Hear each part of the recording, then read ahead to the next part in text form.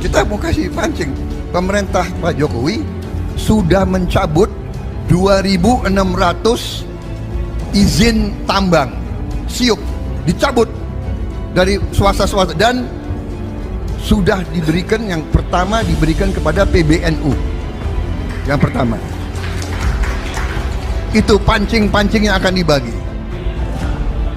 ya kan? Presiden Jokowi resmi mengizinkan organisasi kemasyarakatan keagamaan untuk mengelola lahan tambang.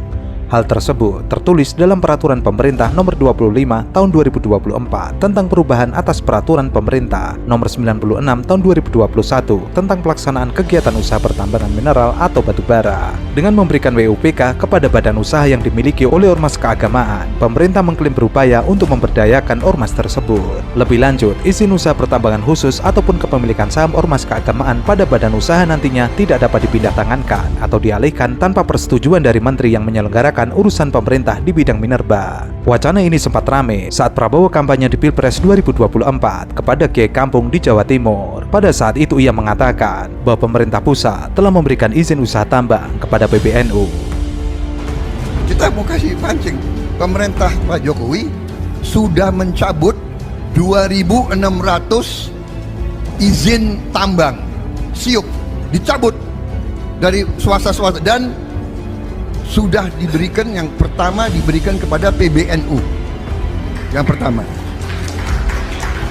itu pancing-pancing yang akan dibagi, ya kan? Pernyataan calon Presiden Prabowo Subianto terkait adanya izin usaha pertambangan bekas badan usaha swasta yang diberikan kepada pengurus besar Nahdlatul Ulama viral di media sosial. Pernyataan tersebut terselip dalam ucapan Prabowo saat menjawab pertanyaan dalam acara diskusi bersama perwakilan Kiai Kampung se-Indonesia di Malang. Pemerintah Pak Jokowi sudah mencabut 2.600 izin tambang siup, dicabut dari swasta dan sudah diberikan, yang pertama diberikan kepada PBNU. Awalnya, Prabowo menyinggung soal dana abadi pesantren yang menjadi program pemerintah Presiden Jokowi. Menurutnya, program tersebut dicanangkan sebagai pancingan atau stimulus dalam memajukan pesantren. Ya bagaimana? Bagaimana? Kalau Bapak tidak mau terima bantuan, nggak apa-apa. Kita akan salurkan ke yang perlu bantuan. Kan Bapak tadi mengatakan tidak mau terima beasiswa kan? Ya bagaimana?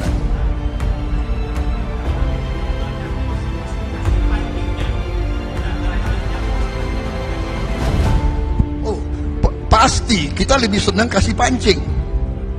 Bapak tahu pemerintah Jokowi sudah bikin apa? Bapak pernah dengar dana abadi pesantren? Bapak sudah dengar? Pernah ada sebelum ini? Tidak hanya itu, Prabowo juga menyinggung pancingan lain yang diberikan pemerintah kepada kalangan ormas. Pemerintah Jokowi sudah mencabut 2.600 izin tambang dari swasta-swasta dan sudah diberikan pertama ke PBNU. Itu pancing-pancing yang akan dibagikan. Kita mau kasih pancing. Pemerintah Pak Jokowi sudah mencabut 2.600 izin tambang siup, dicabut dari swasta dan sudah diberikan, yang pertama diberikan kepada PBNU. Yang pertama itu pancing-pancing yang akan dibagi, ya kan? Pernyataan Prabowo tersebut pun viral di media sosial. Akun netizen NU Jatim mempertanyakan pernyataan Prabowo tersebut. Izin tabayun Pak Prabowo terkait izin tambang yang diberikan ke PBNU. Mantan Sekretaris Kementerian BUMN Muhammad Said Didu juga terlihat ikut mengomentari akun tersebut. Ia cukup heran dengan pernyataan Prabowo dan meminta Prabowo memberikan penjelasan. Nah, makanya saya sejak awal saya setuju dengan IKN. Maka saya pilih pengukuhan PBNU di Balikpapan untuk mendukung IKN. Saya tidak habis mengerti ini yang nolak ini karena tidak paham,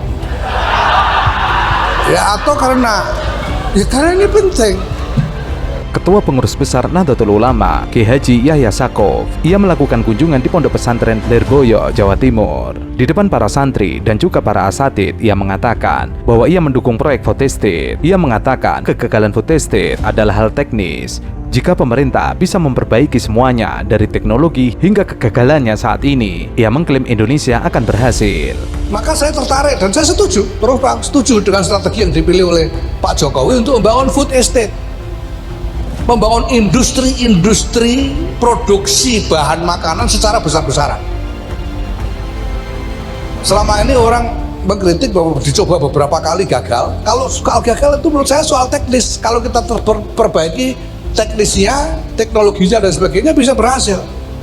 Tapi kita harus memacu produksi pangan secara besar-besaran secara dalam negeri supaya kita mandiri secara pangan.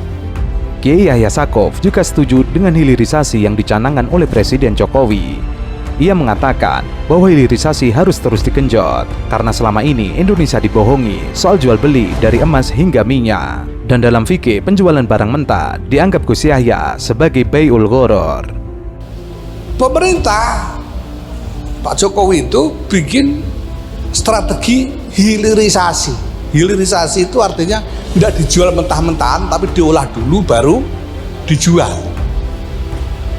Ini sebetulnya juga strategi yang luar biasa jitu. Karena apa? Karena kalau diolah dulu itu nanti harganya berlipat.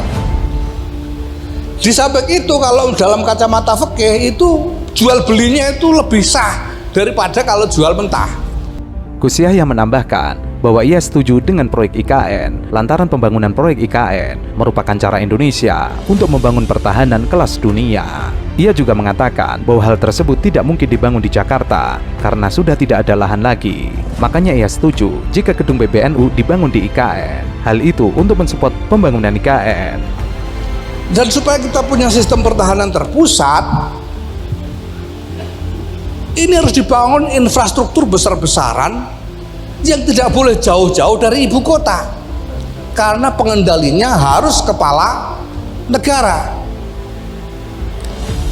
Makanya sekarang Pentagon itu tidak jauh dari Washington, pusat pertahanan Amerika. Kita harus bikin kayak gitu.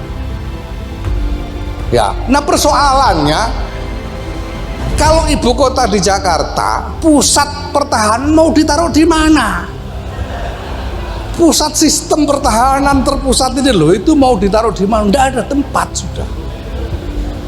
Jawa ini sudah tidak ada tempat gimana? Padahal kalau kita tidak bikin, tuh gimana caranya kita mau mempertahankan Mentawai, Nias, mana lagi Merauke dan lain sebagainya? Tidak mungkin.